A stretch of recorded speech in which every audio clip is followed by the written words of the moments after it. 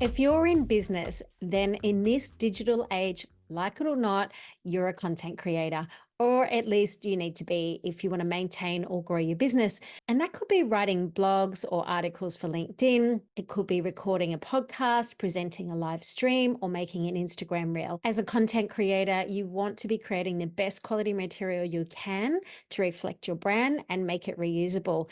It's vital then your visual and audio content is the best it can be.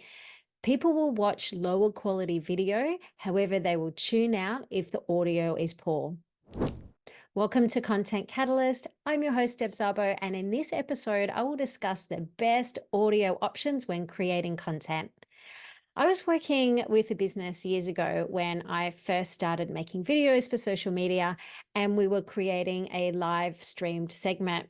And in the first episode, we had to film outside, and then it started raining. And the topic we were talking about was really, really valuable, but the audio that we captured from the iPhone was terrible, meaning that I couldn't edit it up and repurpose it afterwards. So the first thing I bought when starting out was something to hold my phone up, and the other thing was a microphone to capture clear audio. These days, I still walk around with a selfie stick tripod and a microphone in my handbag. So the microphones that I bought at the time were a big investment compared to the tripod. And my video mentor at the time recommended the Rode mics, which we still use to this day, and it was a great investment. So the difference between good and bad audio is emphasized when it's just audio alone and there's no video to distract you. And I was listening to a podcast the other day, and the host was crystal clear, yet the guest was echoey, and her volume was different to the host. And I ended up switching off after about 5 minutes just because it was so difficult to listen to. So your message is not getting through to people if they're switching off. And I was also in a recent masterclass where the presenter didn't have a microphone and was using their phone microphone. Even those little earbuds, like AirPods and things, can be really tinny with the reverberation. And that's all you can focus on. I know that masterclass, it was really good information, but the audio was so annoying that I ended up turning off halfway through, which is such a shame. So what kind of microphones should you invest in? Well, that depends on what you're going to be using them for. A good podcast mic gives the listener the feeling like you're in the room with them.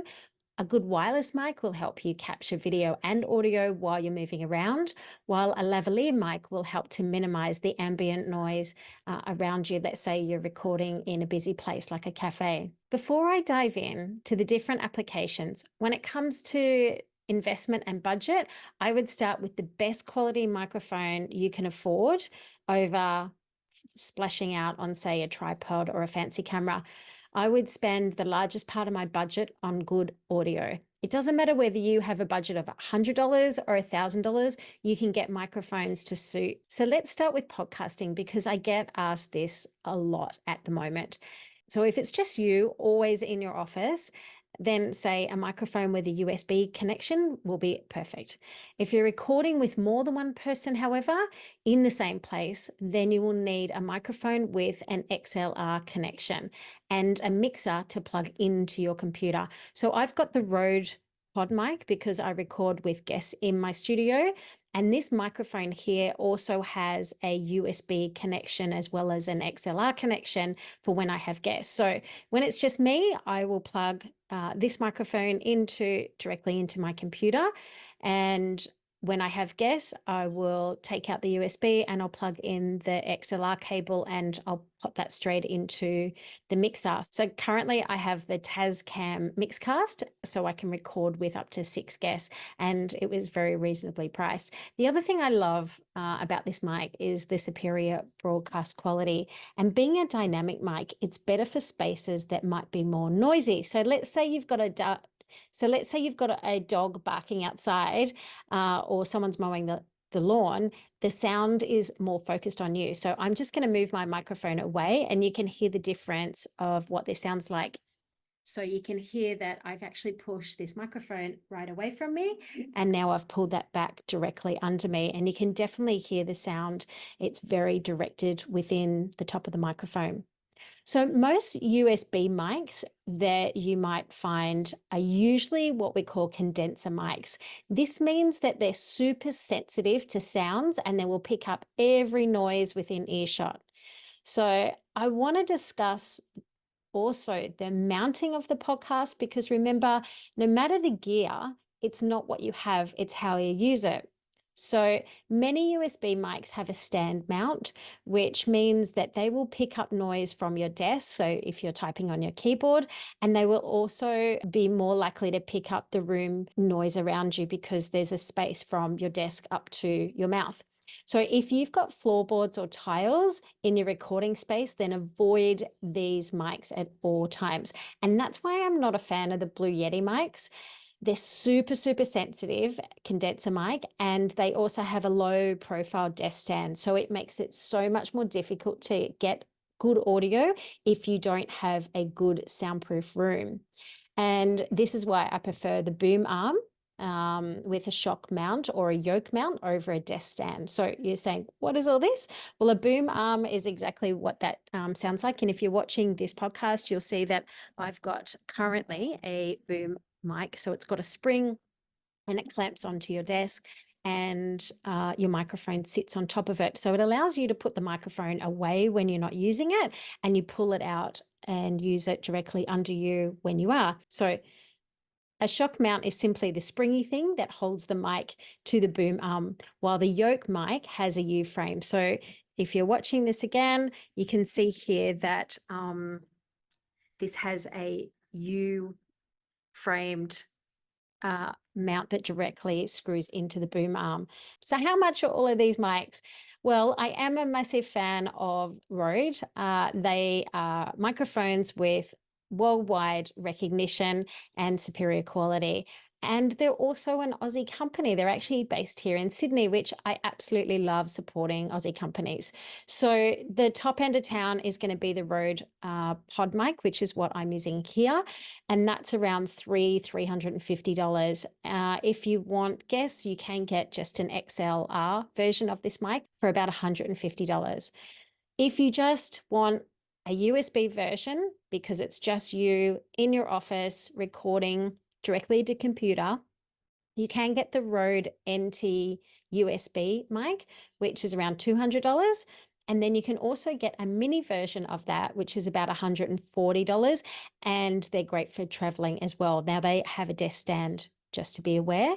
But all of those mics can be mounted with a boom arm that you can buy separately. What if you're just starting out and you don't have $140, let alone $300 to spend on a microphone? Well, I was doing some research to set a challenge to see if I could set up a studio under $100. And that included tripod, lighting, and microphones. So that was the challenge. And I went to Kmart, I bought their $39 gaming mic with a boom arm, and I tested that out for about the first, I think, 3 or 4 episodes of my podcast. So if you go back to the first few episodes, I'd love to know if you can hear the difference between the $39 mic and the $350 mic. Tips to get the best audio in your office. The smaller the room, the better the audio. So if you've got curtains and carpet, that will help with sound. If you've got floorboards or tiles, it's going to be more challenging because you'll have a lot more echo reverberation in the room. So you need to put a rug down. The thicker, the better. So I have carpet under me, and I also have a fluffy rug under my chair as well. I've got curtains, and I also have some acoustic boards on the side as well. So to help soundproof your room, you can, like I mentioned, buy those acoustic panels. You can get blankets, although those sound blankets can cost like $500. Instead, head to Bunnings and pick up a removalist blanket for around $20 if you need to drape it over your blinds, for example, because you don't have curtains. I record my podcast with video, so I do sit at my desk when I record. However, if you're just doing audio, go into your wardrobe or your car, because the sound in there will be a lot better than recording in your office if you've got floorboards or tiles. So, what about if you're recording a course or social media content on the go? What mics would you then need? Well, there are three options that you could use. So, there's a directional mic. This is literally a microphone that you attach to your camera and it points in the direction of where the noise or the person talking is coming from. I'm not a big fan of directional mics unless I'm actually wanting to record ambient sounds of the space that I'm in. And that's because, again, you're picking up all the other audio from around you. So I would look at a lavalier mic, and lavalier mic is really helpful to use on the go and also at your desk if you're recording a course. The lavalier mic is a wired mic and it attaches to you and then goes directly to your camera or your phone. Now, you will need an extension lead because a lot of the cords are only about a meter and a half long, depending on the brand.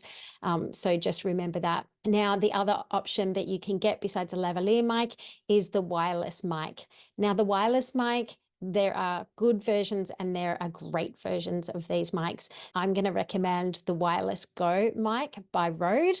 I find that they're an incredible quality wireless microphone and they're also really versatile because you can plug them into mixer boards as well.